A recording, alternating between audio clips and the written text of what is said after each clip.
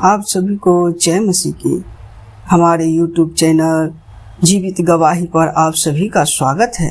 आज मैं बाइबल से आपके लिए एस्तर रानी की कहानी का संक्षिप्त विवरण लेके आया हूँ।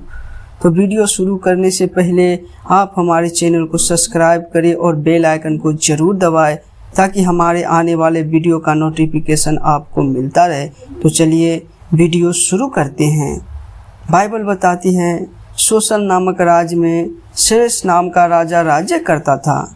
उन दिनों में राजा ने सभी कर्मचारियों को और प्रधानों को और सभी हाकिमों को भोज करवाया। उस भोज में उत्तम से उत्तम पदार्थ, दाख मधु व भोजन भी दिया। राजा ने अपने भवन के सभी भंडारियों को यह आज्ञा दिया कि जो जैसा चाहे उसे शाही दिया जाए। इसके पश्चात राजा दाख मधु पीकर मगन हो गया। तब उसने अपने सेवक और सेवा करने वाली सभी सेवक को यह आज्ञा दी कि वे उसके रानी बस्ती को यह आज्ञा दी कि राजमुकुट धारण कर अपने सुंदरता को देश देश के सभी हाकिमों पर प्रकट करे।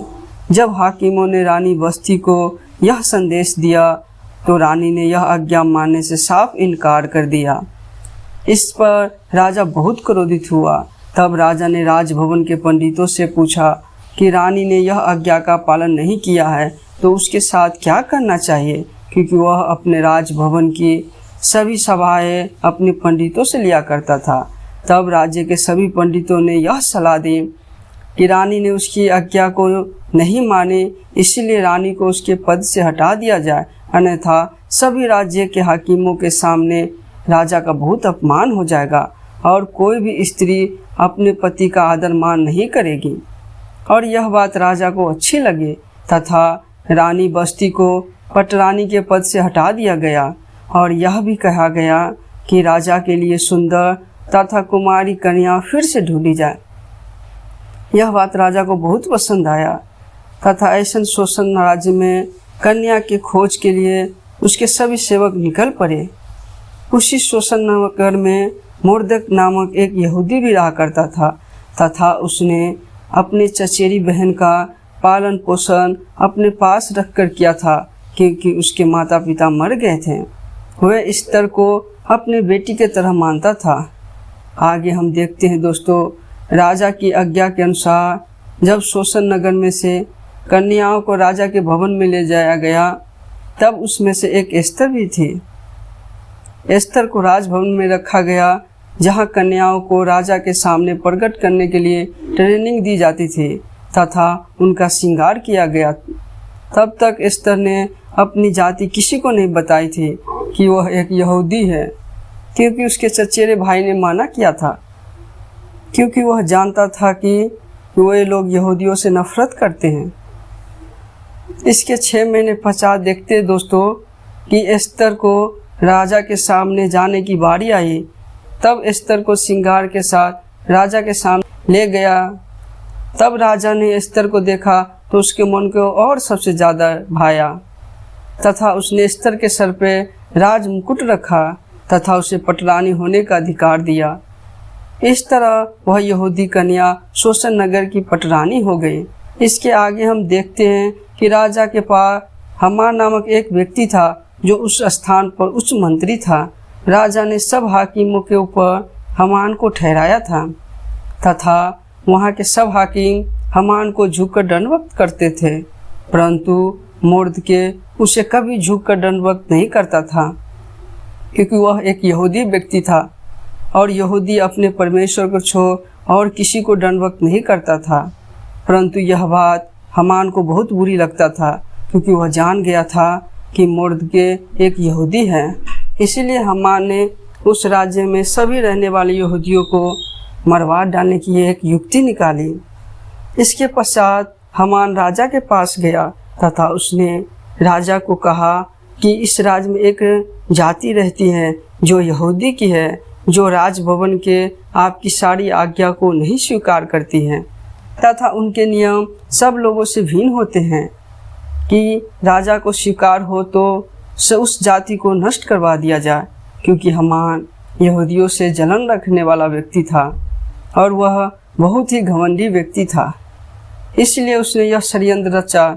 चूँकि हामान राजा का उच्च मंत्री था, इसलिए राजा ने हामान की बात मान लिया तथा अपनी अंगूठी उतारकर हामान को दी, जिसका मतलब यह था कि ऐसा ही हो। इसके पश्चात हामान ने यह आज्ञा पत्र राजा के द्वारा तैयार करवाया तथा उस पर राजा की अंगूठी की छाप दी कि इस प्रांत के सभी यहूदियों को, चाहे वो बूढ़े हो, चाहे वो बच्चे हो या स्त्री हो, सभी को मार डाला जाए। उस दिन के लिए सभी तैयार रहे। जब यह बात मुर्दकी को पता चली तो उसने अपने कपड़े फाड़ डाले तथा टाट ओढ़कर जोर जोर से चिल्लाने लगा तथा राजभवन के फाटक पर पहुंच गया, परंतु उसे टाट पहनकर राजभवन में जाने की आज्ञा न थी। जब यह बात रानी एस्तर को उसके सेवक ने बताई तो वह शौक के मारे घबरा गई, क्योंकि वह भी एक यहूदी थी तथा मुर्दकी उसके चचेरा भाई था। तब रानी एस्तर ने अपने सेवक को मुर्दकी के पास सब हाल जानने को भेजा तथा मुर्दकी ने उसके सेवक को सब कुछ बता दिया कि यहूदियों को मार डालने की आज्ञा राजा के द्वारा दी गई है तथा वह उन सब की ओर से राजा के भवन में जाकर अपने लोगों के लिए विनती करें। परंतु उन दिनों में कोई भी व्यक्ति या कोई भी हाकिम या कोई भी स्त्री राजा की आज्ञा के बिना राजा के राजभवन में नहीं जा सकता था। केवल वही जिस पर राजा सोने की राजदंड बढ़ाए। जब यह बात एस्तर ने मुर्दकी को बताई तो मुर्दकी ने कहा कि तू ही अपने जाति के सभी लोगों को बचा सकती है, शायद इसी दिन के लिए तुझे राजपद मिला हो। जब रानी एस्तर ने मुर्दकी के पास यह कहला भेजा कि तू जाकर शोषण के सभी यहूदियों को इकट्ठा कर तथा 3 दिन 3 रात मेरे निमित्त उपवास के साथ प्रार्थना कर, मैं भी अपने सहेलियों के सहित इस विषय के ऊपर उपवास करूंगी तथा मैं प्रार्थना करूंगी कि मैं राजा की आज्ञा के विरुद्ध उसके भवन में जा पाऊं। जब उन्होंने वैसा ही किया, तीसरे दिन रानी अपने राजकीय वस्त्र पहनकर राजभवन में जाकर खड़ी हो गई। जब राजा ने रानी को राजभवन में देखा तो वह प्रसन्न हो गया तथा उसने अपना राजदंड रानी की ओर बढ़ाया तथा कहा कि बोल रानी, तुझे क्या चाहिए? बोल तो तुझे आधा राज भी दे दिया जाएगा। परंतु रानी ने कहा कि यदि राजा को स्वीकार हो तो अपने मंत्री हामान के साथ भोज में आए, जो मैंने उसके लिए तैयार करवा रखा है। तब राजा ने एस्तर का निमंत्रण स्वीकार किया। तब वो हामान के साथ उस भोज में गया। भोज के समय जब राजा दाख मधु पिया तो फिर रानी से पूछा कि तेरी क्या इच्छा है? तब भी रानी ने यही कहा, यदि राजा मुझसे प्रसन्न है तो कल उस भोज में आए जो मैं उनके लिए तैयार करवाया है, तब मैं अपनी इच्छा व्यक्त करूंगी।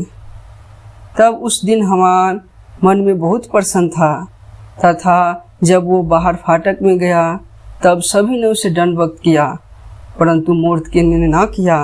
तब पश्चात हामान बहुत क्रोधित हुआ तथा वह अपने हाकिम को बुलवाकर 50 साथ एक ऊंचा फांसी का खंभा तैयार करवाया और कहा कि मैं कल राजा को बोलकर मुर्दकी को लटकवा दूंगा। क्योंकि हामान बहुत ही घमंडी मनुष्य था। वह सोचता था कि रानी ने केवल मुझे ही राजा के साथ निमंत्रण दिया है और किसी को नहीं, इसलिए सब मुझे ही दंडवत करें। परंतु मुर्दकी ऐसा नहीं करता था, तो वह उससे क्रोधित था। इसके पश्चात हम देखते हैं कि जब दूसरे दिन राजा और हामान रानी के भोज में आए, जब फिर से राजा ने दाख मधु पिया, तब रानी से कहा कि तेरी क्या इच्छा है, उसे पूरा किया जाएगा। तब रानी एस्तर ने राजा से कहा, अगर आप मुझसे प्रसन्न हैं तो मुझे और मेरे लोगों को प्राण दान दीजिए।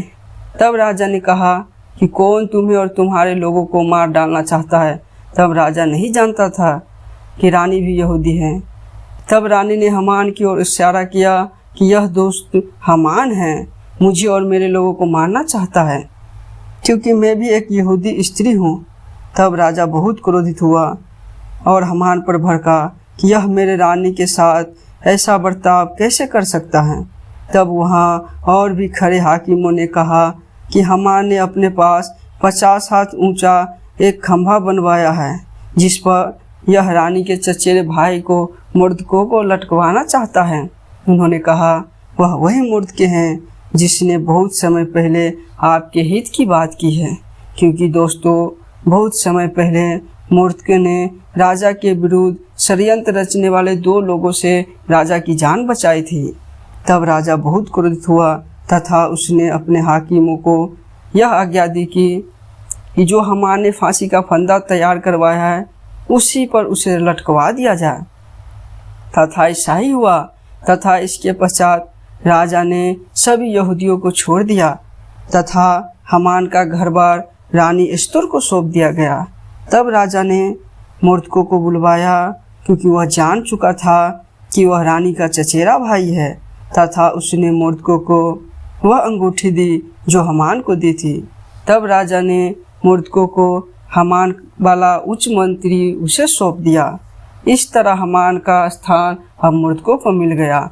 इसी प्रकार राजा ने यह आज्ञा पत्र भी वापसी ले लिया और सभी यहूदी बचाए गए और उन्होंने आनंद का पर्व मनाया।